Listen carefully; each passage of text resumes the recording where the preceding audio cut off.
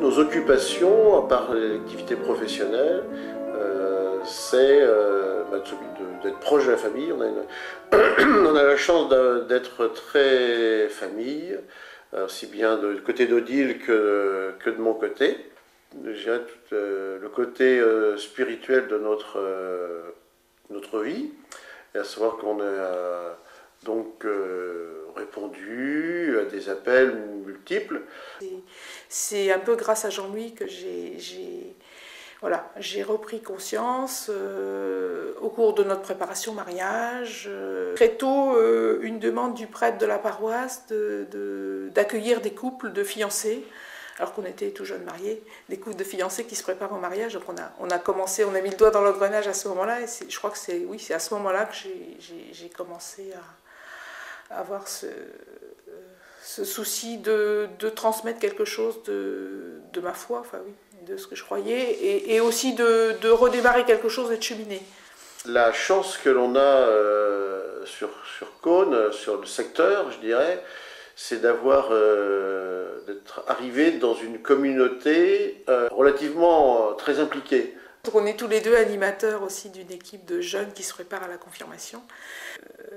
Il y a quelques années, ça fait presque une dizaine d'années maintenant, donc l'appel au diaconat qui a été plutôt adressé à Jean-Louis, mais qui a vraiment été une affaire de couple.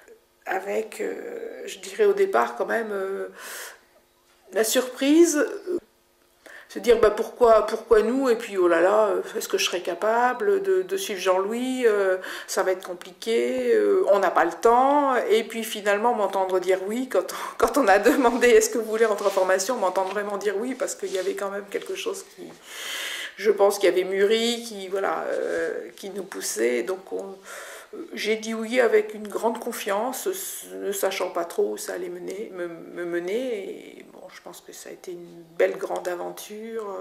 J'aime bien l'eau et je fais de la plongée sous-marine, et d'une façon tout à fait bizarre, on va dire bizarre, mais sur le bord de la piscine, parler de Dieu sur le bord de la piscine, c'est pas commun, et je trouve que c'est formidable. Quelque part, le fait que je suis diacre, et que ça les interpelle, que quelqu'un qui travaille dans une entreprise, qui est marié, qui a des enfants, et en même temps qui est engagé dans l'Église, et qui en plus il y a une mission d'Église particulière.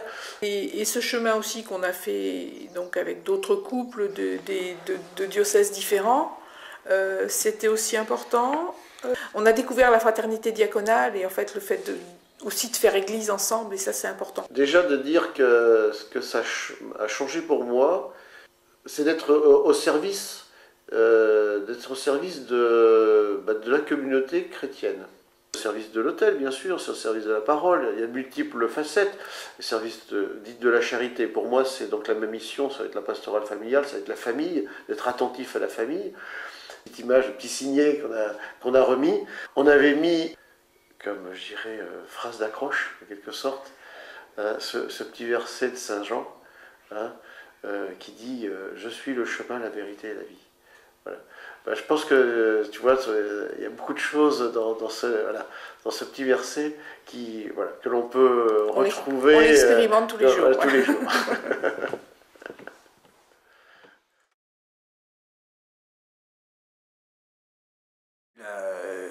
J'ai fait du caté, j'ai fait ma communion, j'étais baptisé, j'étais enfant de cœur et j'étais proche d'un prêtre qui s'appelait l'abbé Jean-François, qui était prêtre à Sabonin, que j'ai bien aimé. Et puis il est mort, moi j'ai fait ma communion en juin 80, il est mort en juillet 80. Donc après, c'est vrai qu'après, moi j'ai vécu ma vie d'adolescent et puis d'adulte. Alors j'ai toujours cru en Dieu quand même, hein, j'étais pas athée comme mes parents, j'ai toujours cru, mais je ne pratiquais pas, et puis je lisais pas l'évangile tous les jours, quoi. Voilà, ce que je fais maintenant par contre. Qu'est-ce qui s'est passé? C'est très difficile à dire, hein. Je peux d'ailleurs même pas le dire. Mais il y a une parole qui résume bien ce qui s'est passé, c'est « Écoute, voici que je suis à ta porte et je frappe, dit le Seigneur, si tu ouvres, j'entrerai, je prendrai mon repas avec toi et toi avec moi. » Ben ça, je l'ai vraiment vécu. C'était au décès de ma grand-mère, bon, c'est quelqu'un qui a beaucoup compté pour moi, et puis... donc au décès de ma grand-mère, tout le monde s'écroule un peu, parce que bon, j'écris un texte pour pour lui rendre hommage, parce que quand même elle m'avait apporté beaucoup. Et puis c'est à ce moment-là que ça s'est dénoué, quoi. Que ça s'est dénoué. Je crois que... ouais, vraiment il y a eu quelque chose. Je ne peux pas le décrire avec des mots. Je ne sais même pas ce qui s'est passé. Quelque chose qui te retourne, quoi, qui te dit, voilà, il faut revenir. Parce que bon, en fait, c'était moi qui étais loin, c'était moi qui étais un peu parti, quoi. Un peu le fils prodigue, finalement, peut-être, hein, dans la parabole. Et puis voilà, quelque chose de puissant. Donc je dis mon texte, je m'assois, puis après, je sais pas, les gens passent pour l'offerte, et puis c'est là vraiment que j'ai senti déjà une première... ça cogne à la porte, quoi. Oui, donc le sacrement de confirmation, je le demande parce que j'ai envie de m'engager plus dans ma vie chrétienne, enfin dans mon action chrétienne, dans ma vie oui, voilà, dans mon action chrétienne, quoi. Pas tellement pour être un chrétien racé, hein, mais surtout parce que j'ai besoin d'une force qui m'aide à... Je demande une force, je demande à la force de l'Esprit Saint, de l'Esprit, quoi, de m'éclairer encore plus pour pouvoir prolonger mon action chrétienne. Voilà, c'est...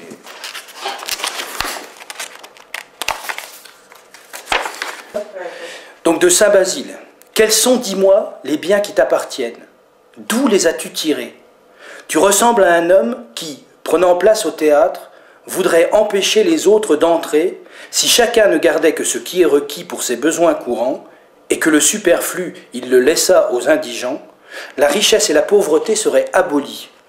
N'es-tu pas sorti nu du sein de ta mère? Ne retourneras-tu pas nu dans la terre? À l'affamé appartient le pain que tu gardes, à l'homme nu le manteau que recèlent tes coffres, au va-nu-pied la chaussure qui pourrit chez toi, au miséreux l'argent que tu tiens enfoui. Ainsi opprimes-tu autant de gens que tu en pouvais aider. Voilà. Ben ça me parle parce que finalement ça veut dire que tout ce que je ne partage pas, j'opprime. Et il y a une parole du Christ qui dit tout ce qui est gardé est perdu, tout ce qui est donné est sauvé. Voilà, je crois que... Voilà.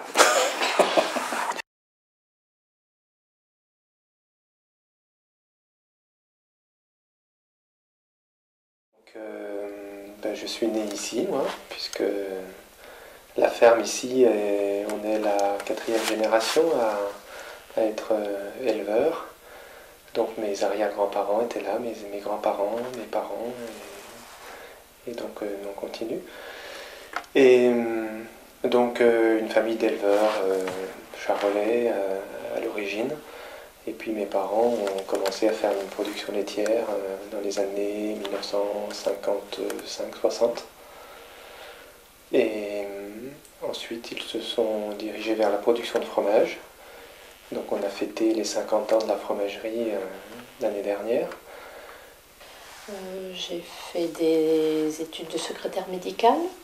Donc j'ai travaillé à l'hôpital de Nevers. Et puis j'ai pris des congés parentaux quand les enfants sont arrivés. Et puis après, j'ai souhaité m'installer en agriculture. Donc j'ai démissionné de mon travail. Et donc j'ai suivi une formation agricole. Donc ça m'a permis donc, de travailler sur place et d'élever les enfants en même temps. C'était ça l'objectif. Moi, je me souviens bien de l'époque où j'étais au foyer Saint-Pierre, donc le petit séminaire qui est devenu le foyer Saint-Pierre, au Montapin, à Nevers. La réflexion, c'était, voilà, qu'est-ce que dans ma vie, au quotidien, qu'est-ce qui fait que le fait d'être chrétien, voilà, ça change un peu des choses dans la vie et comment on reconnaît un peu le Christ présent dans ce qui se vit autour de nous et en nous, quoi. C'était... Donc j'avais déjà un peu cette réflexion-là, tout jeune, quoi. Donc ça a été après la continuité dans les mouvements d'action catholique. Enfin moi je suis toujours vraiment... c'est toujours de l'émotion quand une vache fait son veau, quand il y a la transmission de la vie, donc qui est... c'est toujours assez... c'est quelque chose que pour moi que je trouve tout le temps merveilleux, quoi. C'est au fil des saisons, on voit la végétation qui se renouvelle, quoi. Et donc ça, je pense que au fil du temps, dans notre carrière d'éleveur et d'agriculteur,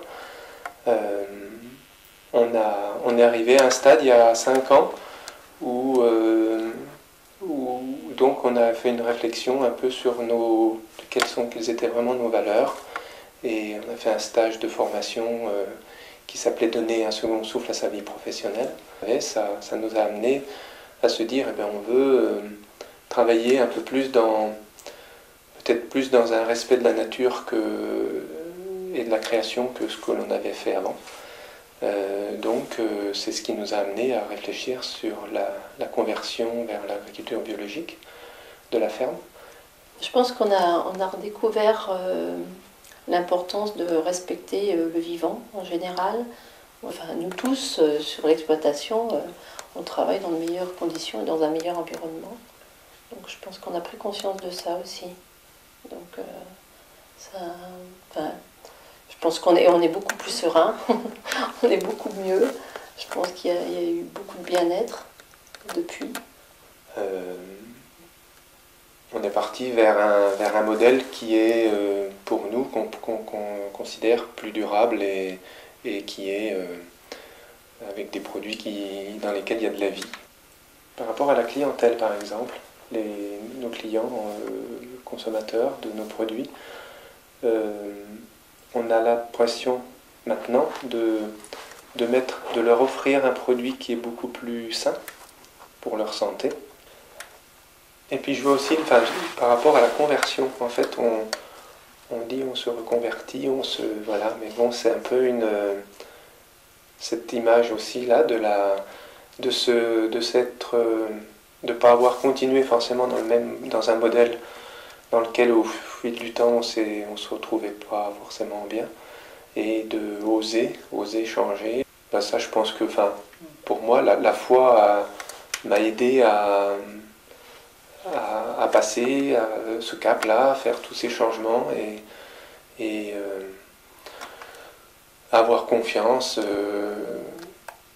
dans en nous deux, la capacité de nous deux à faire tous ces changements-là, parce que c'est pas, a priori au départ, c'est pas forcément évident. J'en reviens à l'homéopathie vétérinaire, où finalement on a réappris à observer.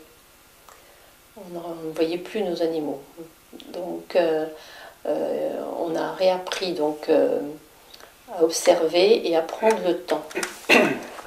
Et finalement il a dit, mais vos animaux vous parlent, elles vous disent des choses si vous les regardez. Et finalement, moi, je me dis, pour moi, la différence d'un chrétien d'un autre, c'est le changement de regard qu'il porte sur ceux qui l'entourent. Et ça me fait aussi, c'est le lien que je vois avec ça, parce que donc, moi, c'est comme ça que je vis ma foi, c'est-à-dire que je porte un regard ou une écoute ou une attention particulière à ceux qui sont autour de moi. Donc,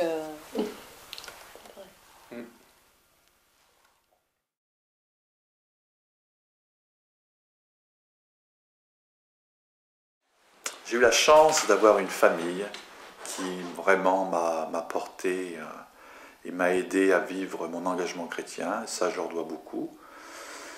Et après, je crois que j'ai été aussi aidé par beaucoup d'amis. J'ai été aussi porté par des amis dans le cadre de l'enseignement, puisque j'ai fait aussi de l'enseignement. J'ai été instituteur dans l'enseignement catholique, qui m'ont permis d'approfondir aussi ma foi chrétienne, et après aussi mon interrogation par rapport à être prêtre. Je dois dire aussi que dans l'enseignement, quand j'étais plus jeune, donc de l'autre côté de la barrière, il y a eu une époque où j'ai pu mûrir ma foi, parce que beaucoup, au niveau première et terminale, m'ont assez interpellé par rapport à la foi, par rapport au fait de croire en Dieu, qu'est-ce que ça portait dans la vie, par rapport à d'autres engagements que des jeunes avaient, qui j'étais engagé dans des associations, des partis politiques, qu'est-ce que la foi apportait de plus. Et ça m'a permis de mûrir, de prendre le temps pour vraiment poursuivre mon engagement de chrétien et puis ensuite d'être prêtre. En tout cas pour moi, c'est un cheminement, donc c'est un chemin.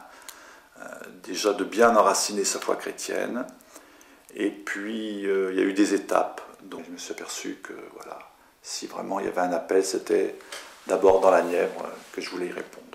Voilà. L'appel, c'est de pouvoir être présent au sein des communautés chrétiennes pour les aider à vivre leur engagement chrétien au niveau de leur formation, au niveau de l'Eucharistie et de leur vie chrétienne. Donc il y a d'abord cet appel à soutenir et à faire vivre les communautés chrétiennes. Puis après, il y a un appel à être missionnaire et à nous aider à vivre notre engagement, notre baptême au sein du monde. Je me rappelle de cette expression, on ne voulait pas gérer une boutique. Donc il y avait toujours cet aspect de mission et d'être présent dans le monde. Comment l'Église et le monde, on le rejoignait. Donc pas gérer une boutique, ça m'est resté. C'était important, c'était quelque chose. Et des fois on se dit, bon, des fois on a l'impression quand même de gérer des choses, hein, c'est normal, mais en gardant toujours cet aspect missionnaire par rapport au monde. Il me semble que tu es professeur dans un séminaire. Oui, toujours, depuis quelque temps. Ça nous ramène à notre propre itinéraire quand on était jeune, et je crois qu'il y a ce dynamisme de l'annonce aussi de l'Évangile. Alors c'est pareil, c'est varié, mais il y a ce souci de donner sa vie pour le Christ. Et donner sa vie pour le Christ, c'est quand même pas rien. C'est vraiment des jeunes, donc alors c'est variable de 25 à 40 ans en gros. Ils ont tout quitté, ils ont quitté donc leurs études, ils sont au séminaire, donc c'est quand même une sacrée coupure, surtout pour certains qui ont une expérience professionnelle. Et je sens ce souci de se donner, avec des sensibilités différentes selon les parcours, les chemins, mais ce souci de vraiment se donner pour l'Église et pour le Christ. Et ça, moi, ça me touche toujours. On peut toujours se poser plein de questions par rapport qu'il y a moins de prêtres. Je ne me fais pas de soucis parce que l'Église a toujours su aller de l'avant et rebondir. Et c'est normal, il y a des interrogations, il y a des temps de crise. Mais je crois que tant qu'il y aura ce dynamisme et cet élan, et tant qu'on saura aussi toucher les jeunes, je crois que c'est aussi un élément important de savoir rejoindre les jeunes. Parce que bon, il faut transmettre, donc il faut, si on a un trésor qui nous a porté, il faut aussi pouvoir le transmettre, ce trésor, aux autres, parce que c'est vraiment un trésor. Et donc je ne me fais pas de soucis, si c'est un trésor, voilà, ça va rayonner, ça va vivre.